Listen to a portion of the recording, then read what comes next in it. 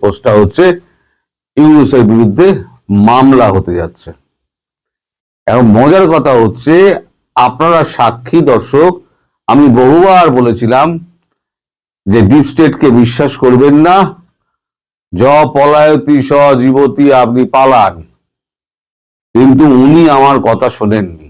গরিবের কথা কিন্তু বাসি হলেও সত্যি হয়।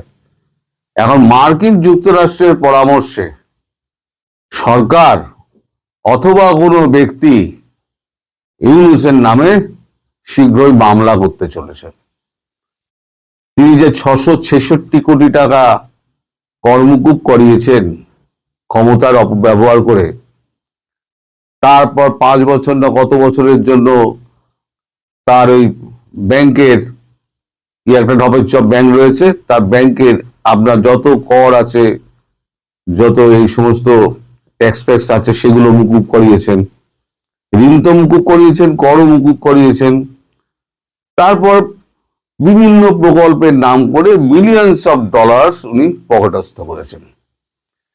এই সবের ভিত্তিতে তার প্রতি একটা মামলা একটা তার উপরে করা হচ্ছে।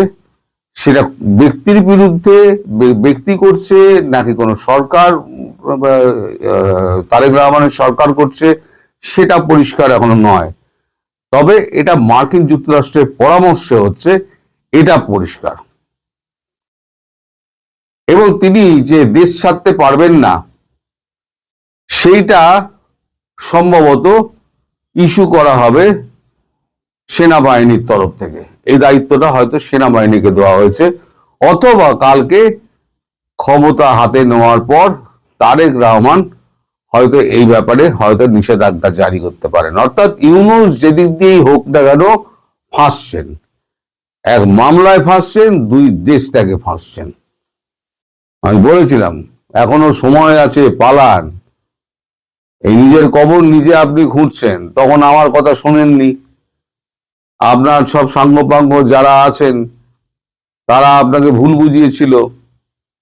আর আপনার সব এই জামাতি দল আছে না, যারা আমায় লিখে বেড়ায় গুজববাজ অমুক তমুক, ওই গুজব করতে করতে আজকে কিন্তু 5ই আগস্ট 2024 থেকে আজকের বাংলাদেশকে এই জায়গায় এই গুজববাজ নিয়ে আসছে, বুঝলেন? আরো অনেক লোকজন আছে, তারা একবার এদিকে ছাতা ধরে, একবার ওদিকে ছাতা ধরে। এই গুজববাজ কিন্তু কোনদিন ছাতা এ মাথা ও মাথা করেনি, একই ব্যক্তির উপরে ছাতা ধরে রেখে দিয়েছে। এটাই হচ্ছে আমার সঙ্গে তাদের তফাৎ। দ্বিতীয় একটা গুরুত্বপূর্ণ খবর আছে। দ্বিতীয় গুরুত্বপূর্ণ খবর হচ্ছে যে খুব শিগগিরই হয়তো সেনাবাহিনী ব্যারাকে ফিরে যাবে। আপনাদেরকে বলা, আপনার সেনাবাহিনী যিনি সেনাপ্রধান ওয়াকারুজ্জামান, তিনি বহুদিন ধরেই বলে আসছেন যে আইন শৃঙ্খলা রক্ষা করা আমাদের কাজ নয়, আইন শৃঙ্খলার কাজ শেষ করে আমার সেনাবাহিনী ব্যারাকে ফিরতে চায়। এখন একটা নির্বাচিত সরকার হয়ে গেছে, তারা ক্ষমতা নিয়ে নিচ্ছে, ক্ষমতা নিয়ে তারা এবার নিজেদের মতো দেশ চালাবে, সেনাবাহিনী ব্যারাকে চলে যাবে। সেটা 18 তারিখ যাবে কি 20 তারিখ যাবে কি 22 তারিখ যাবে, সেটা এখন ওয়াকারুজ্জামানের সঙ্গে তারেক রহমানের সঙ্গে কথা বলার পর এটা ঠিক হবে। তবে সেনাবাহিনী যদি ভেতরে চলে যায় ব্যারাকের ভেতরে, তারপরে পরিস্থিতিটা কি হবে সেটা ভাবলেই কিন্তু আমার গা কিন্তু শিউরে উঠছে। কারণ এখন তো আর মব বলা যাবে না, এখন বলা হবে প্রেসার গ্রুপ। এই যাদের ওপরে তো একদিন প্রেসার গ্রুপ চড়াও হয়েছিল, তারা যদি এখন প্রেসার গ্রুপ হয়ে পাল্টা চড়াও হয়, তখন কি হবে? তখন কিন্তু মশাই খুব বিপদ। এই যে প্রেসার গ্রুপ যারা আছে, যারা এখন এদিক ওদিক লুকিয়ে রয়েছে, এই প্রেসার গ্রুপ, কালকেও আমি বলেছি, যদি 2-3 ঘন্টা সময় পায়, পুলিশকে তো সব পকেটস্থ করে রেখে দিয়েছে, আর পুলিশেরও রাগ রয়েছে। যদি পুলিশের সামনে পেটায় তাহলে পুলিশও মুখ ঘুরিয়ে থাকবে, কারণ তাদের 3500 কি 3700 পুলিশ, তাদের জীবন গেছে, তারা জীবনে এটা ভুলবে না।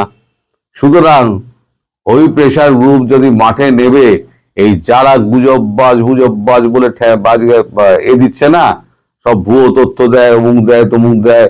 হ্যাঁ, এই লোকটাকে কেন ডেকে আনেন, এই লোকটা যদি দাম না থাকতো তাহলে লোকে ডাকতো না আমাকে। বুঝতে পারছেন? আপনারা যা লেখেন আপনাদের কিন্তু ডাকে না। আপনাদের 4 লাইন বলার ক্ষমতা নেই, 6 লাইন খবর জোগাড় করার ক্ষমতা নেই। আপনাদের বিদ্যে হচ্ছে ওই ওই কমেন্টে 4 লাইন লিখে আমাকে গুজববাজ বলে গালি দেওয়া। এটাই আপনাদের সন্তুষ্টি। তা আপনাদের সন্তুষ্টি নিয়ে আপনারা থাকুন, তাতে আমার কিছু যায় আসে না। তবে দিন শেষে কথাটা হলো, যদি সেনাবাহিনী এই মাসের মধ্যে ব্যারাকে ফিরে যায় এবং ইউনূস যদি ধরা পড়ে এবং ইউনূস যদি দেশ ত্যাগ করে পালাতে না পারে, তার ব্যবস্থা যেটা করা হচ্ছে, তাহলে পরে কিন্তু বাংলাদেশ কিন্তু একটা আবার অস্থির পরিস্থিতির মধ্যে যাবে। সেটা এখন তারেক রহমান সামলাবেন কি করে, সেটা তারেক রহমানের একটা মাথায় বড় চিন্তা হিসেবে তখন দেখা দেবে। এখন দেখা যাক, পরিস্থিতি এখন খুবই ঘোলাটে। আগামীকাল শুনলাম 18 নয় 17 তারিখ, আগামীকাল ওনার শপথ গ্রহণ অনুষ্ঠান। উনি আগে শপথটা নিন, শপথটা নিয়ে তারপরে ভারতবর্ষে ওই একটা ব্রেকিং খবর আপনাদের দিই, সেটা হচ্ছে তারেক রহমান তার প্রথম ভিজিট ঠিক করেছেন ভারতবর্ষে। তিনি শপথ নিয়ে সরকারের গদিতে বসে তার প্রথম বিদেশ সফর হবে ভারতবর্ষ। কারণ মোদিও তাকে আমন্ত্রণ জানিয়েছেন, তিনি হয়তো ভারতবর্ষে আসবেন। এলে পরে ভারতবর্ষে তার সঙ্গে মোদির কথা হবে, যেটা ইউনূস এতদিন ধরে চেষ্টা করেও পারেনি। সেটা এখন তারেক রহমান কিন্তু সেই জায়গায় পৌঁছে গেছেন। এখন আপনারা অনেকেই হয়তো বলবেন, তাহলে বিএনপি এর কাছে পেয়ে তাহলে আওয়ামী লীগকে কি ভুলে গেল? তা নয়, সবটাই কিন্তু হচ্ছে কূটনৈতিক খেলার অঙ্গ। এই কূটনৈতিক খেলা, এটা যেটা শুরু হয়েছে সেটা শেষ হতে হতে 6 মাস কি 1 বছর সময় লাগবে। তবে তার আগে শেখ হাসিনা দেশে ফিরবেন যে কোনো দিন। মানে তারেক রহমান ভারতবর্ষে এসে পৌঁছানোর পর যে সমঝোতা পত্রে সই হবে, সেই সমঝোতা পত্রে সই হওয়ার পর শেখ হাসিনা দেশে ফিরবেন এবং তার রাজনৈতিক কর্মকাণ্ডে যোগ দেবেন। তারপরে একটা মিলিজুলি ইলেকশন হবে। মিলিজুলি মানে কি? মানে ইনক্লুসিভ ইলেকশন। তার মানে লোক দেখানো পাতানো ইলেকশন নয়, মিলিজুলি মানে পাতানো ইলেকশন নয়, হচ্ছে ইনক্লুসিভ ইলেকশন একটা হবে। ইনক্লুসিভ ইলেকশনে যেই জিতে আসুক, সে বিএনপি জিতে আসুক, সে আওয়ামী লীগ জিতে আসুক, তার সঙ্গে ভারতবর্ষ কাজ করবে। আর ইউনূস সাহেবকে আমি বলি, ইউনূস সাহেব আপনি তো আমার কথা শুনলেন না। গরিবের কথা বাসি হলেও মিথ্যা হয় না। এখন দেখুন আপনি কি করে বাঁচবেন। আপনার তো বাঁচার সব রাস্তা বন্ধ। আর আপনার মামলা কিন্তু আইসিটিতেই হবে। কেন বলুন তো? আপনি কিন্তু মানে বাংলাদেশের নাগরিক নন, আপনি ইউনাইটেড স্টেটস এর নাগরিক। এবং এখানে এসে আপনি জোর করে ক্ষমতায় বসিয়েছেন। তারা যারা এখন ক্ষমতায় আপনাকে বসিয়েছিল তারা কিন্তু মুখ মানে ফিরিয়ে পালিয়ে গেছে, তারা কিন্তু নেই। এটাই হয়, ডিপ স্টেট যখন কাজ হয়ে যায় তখন ঝেড়ে ফেলে দেয়, সে ফিরেও তাকায় না। এখন আপনি এবার বুঝুন আপনি কি করবেন। আমার কথা আপনি শুনে তখন পালালেন না। যদি পালাতেন তাহলে প্রাণটা আপনার বাঁচত। এখন আর প্রাণটা আর আপনার বোধহয় এই জীবনে বাঁচানো গেল না। আমি বলেছিলাম আপনার শেষ দিন খুব করুণ পরিণতি হবে। সেই করুণ পরিণতির দিন আপনি গুনতে শুরু করুন।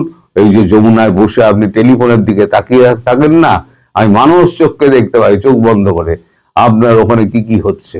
আপনি এখন উদ্ভ্রান্তের মতো এই ঘর ও ঘর করে বেড়াচ্ছেন। আমার মনে হয় এটা আমার কল্পনা থেকে বলছি আমি, এর সঙ্গে বাস্তবের মিল আছে কিনা আমি বলতে পারবো না। তবে এটা হলেও হতে পারে যে ইউনূস সাহেব এখন পাগলের মতো ছোটাছুটি করছেন। উনি এখন বাঁচার রাস্তা খুঁজছেন, কিন্তু বাঁচার সব দরজাগুলো বন্ধ। এখন দেখা যাক ভবিষ্যতে কি হয়। তবে যেটা বললাম, ইউনূস তার বিদেশ সফর বন্ধ হচ্ছে। তার ইচ্ছা ছিল তিনি ইন্দোনেশিয়া হয়ে তিনি জাপান যাবেন, যা হচ্ছে না। তার দেশ ত্যাগ বন্ধ। 2 হচ্ছে ইউনূসের বিরুদ্ধে মামলা হচ্ছে।